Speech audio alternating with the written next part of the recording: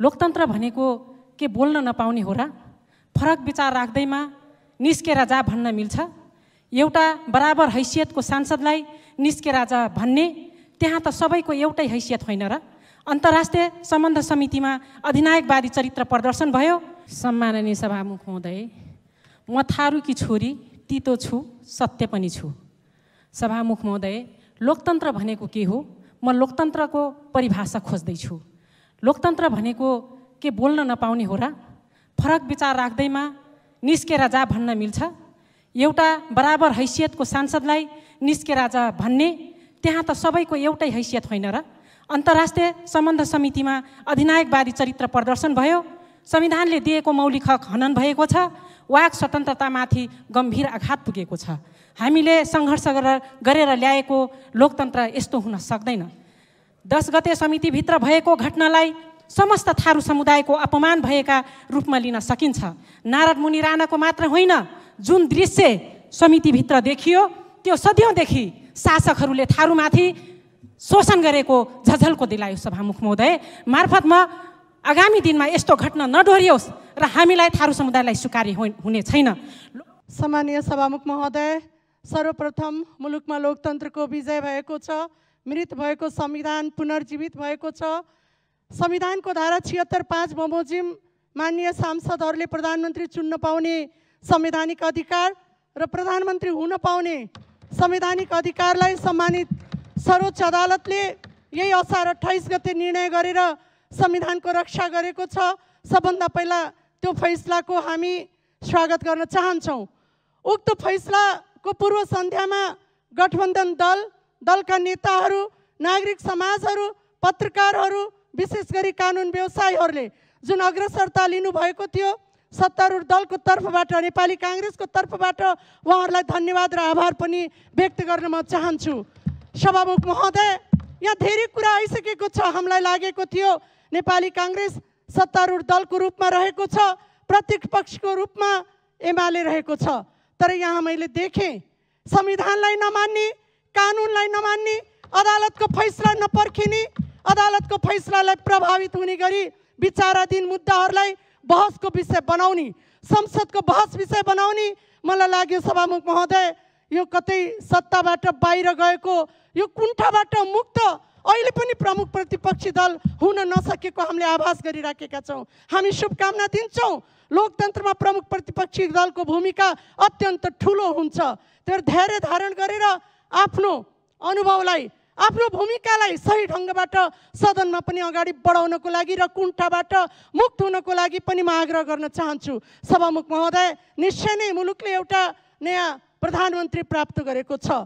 नयाँ प्रधानमन्त्रीको जिम्मेवारी थपिएको छ। मन्त्रीमण्डलको जिम्मेवारी फेरिएको छ। जनताको आकाङ्क्षाहरू बढेको छ। सम्माननीय प्रधानमन्त्रीले सुरुमै यहाँ बोल्दाखेरि भन्नुभयो नेपाली जनताको आकाङ्क्षा, बाँच्न पाउने अधिकार, मानवीय क्षति हुन नपाउने अवस्थाको सृजना मैले गर्नेछु र मेरो प्राथमिकता भनेको 1 खोप, 2 खोप र 3 खोप हुनेछ भनेर उहाँले आफ्नो प्राथमिकताका कुरालाई यही सदनमा उहाँले व्यक्त गर्नुभएको छ। सभामुख महोदय, आज हामीले सुनिराखेका छौँ सभामुख महोदय, जनस्वास्थ्यको विज्ञले भनिराख्नु भएको छ असोजको दोस्रो हप्तामा फेरि कोरोना भाइरसको तेस्रो लहर आउने सम्भावना बढेको छ भनेर जनस्वास्थ्य विज्ञले घोषणा गर्नुभएको छ, फोरकास्ट गर्नुभएको छ। सभामुख महोदय, विगतको सरकारले मुलुकमा कोरोना भाइरसलाई न्यूनीकरण गर्नको लागि सही ढङ्गबाट व्यवस्थापन गर्न नसकेको कारणले सयौँ नेपालीहरूले मानवीय क्षति बेहोर्नु पर्ने पीडा आज पनि ताजै रहेको छ। सभामुख महोदय, तर फेरि भोलि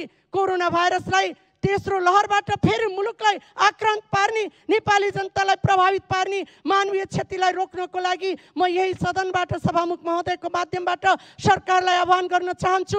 यसको नियन्त्रणको लागि समयमा कार्ययोजनाहरू लिएर आएर त्यो कोरोना भाइरसबाट प्रभावित हुने हाम्रा नेपाली जनता र विशेष गरी बालबालिकाहरूलाई प्रभावित पार्ने किसिमका जुन घटनाहरू नदोहोरनको लागि सरकारले समयमै यसको नियन्त्रण र व्यवस्थापनको लागि कार्ययोजना अगाडि ल्याउनको लागि पनि म आग्रह आग्रह गर्न चाहन्छु सभामुख महोदय। त्यति मात्रै होइन, विगतको सरकारले सभामुख महोदय नेपालका वृद्धहरूलाई कोभिसिल्ड पहिलो खोप लगायो, तर दोस्रो खोप नलगाएर आज मुलुकका वृद्धहरूलाई निराशा पारेको अवस्था थियो। सभामुख महोदय, म फेरि सभामुख मार्फत सरकारलाई म आग्रह गर्न चाहन्छु, ती वृद्धहरूको जीवनलाई बचाउनको लागि, जीवन रक्षा गर्नको लागि कोभिसिल्डको दोस्रो खोप पनि तुरन्तै लिएर आएर ती वृद्धहरूको मानवीय क्षति हुनुबाट बचाउनको लागि, त्यसलाई तुरन्तै त्यसको व्यवस्थापन गर्नको लागि पनि म निवेदन गर्न चाहन्छु। सभामुख महोदय, विदेशमा जानको लागि युवाहरूको ताती बढेको छ, खोप नपाउने सम्भावना पनि बढ्न सक्ने हुन्छ। त्यही भएर सभामुख महोदय, म निवेदन गर्न चाहन्छु,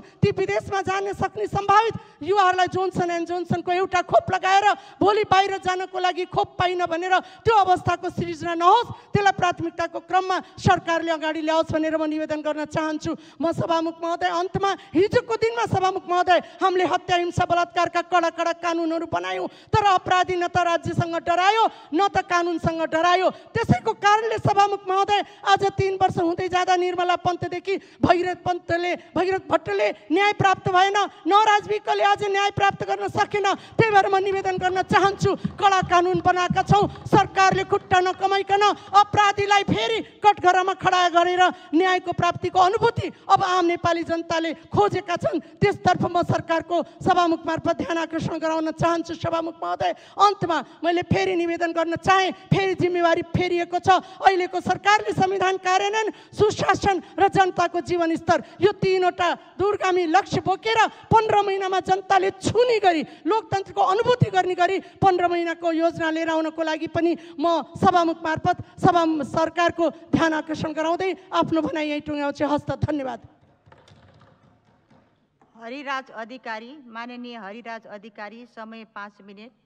यस पछाडि माननीय डाक्टर। प्रतिनिधि सभाको बैठकमा हामीले देशमा उठेका निर्णय भएका, चाहे त्यो निर्णय कार्यपालिकाले गरेको होस् या त्यो निर्णय व्यवस्थापिकाले गरेको होस् या त्यो निर्णय न्यायपालिकाले गरेको होस्, सबै निर्णयमाथि जनताको छलफल गर्ने अधिकार हुन्छ र त्यो निर्णय मान्नुपर्ने ठाउँमा मान्नुपर्छ, कार्यान्वयन हुने ठाउँमा कार्यान्वयन हुन्छ।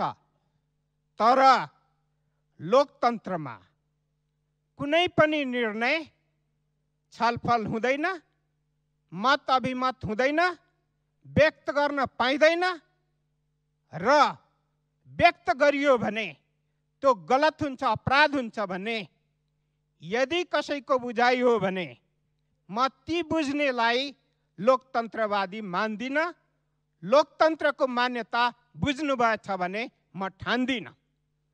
त्यसै कारणले गर्दा अहिले संसदीय प्रणालीभित्र, लोकतान्त्रिक प्रणालीभित्र, तर सर्वोच्च अदालतको निर्णयबाट दलको कुरा त्यागेर निर्दलीय प्रधानमन्त्री बन्नु भएकोमा म सामान्य प्रधानमन्त्रीज्यूलाई, शेरबहादुर देउपाज्यूलाई बधाई दिन चाहन्छु।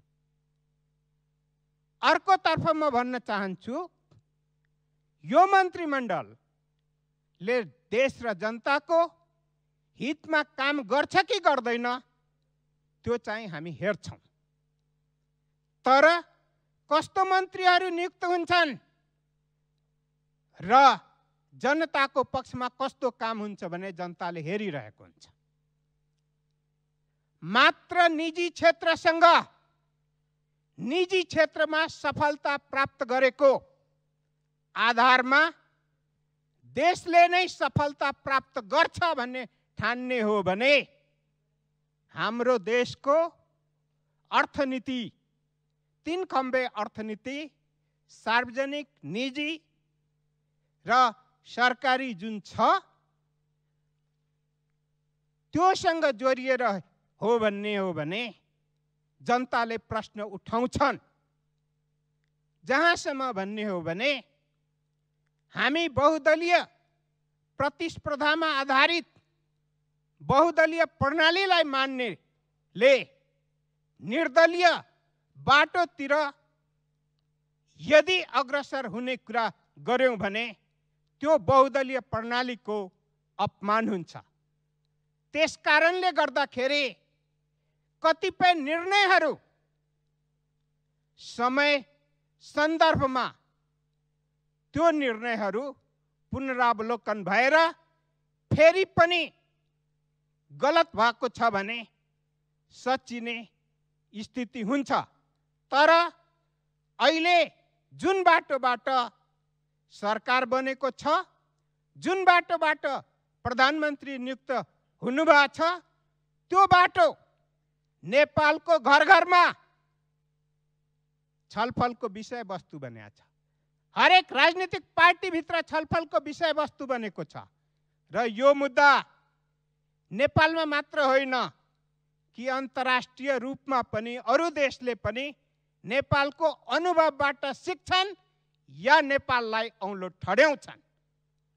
यो जसरी नेपालको हरेक निर्णयहरू हुँदा अन्तर्राष्ट्रिय अनुभवहरू पनि छलफल हुने गर्छन्, त्यसरी नै नेपालका अनुभवहरू अरू देशमा पनि छलफल हुने गर्छ।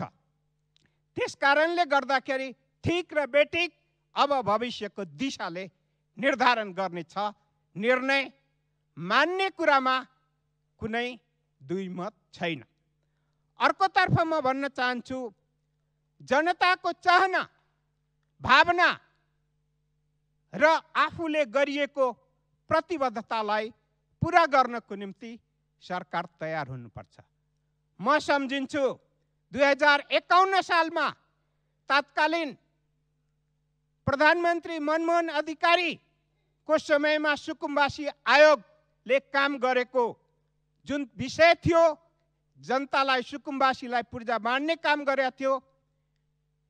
त्यसपछि अहिलेको वर्तमान प्रधानमन्त्री शेरबहादुर देउपाजी आएपछि पहिलो निर्णय सुकुम्बासी आयोगलाई खारिज गर्ने र गरिब सुकुम्बासीको चाहनालाई लाथान्ने काम भएको थियो।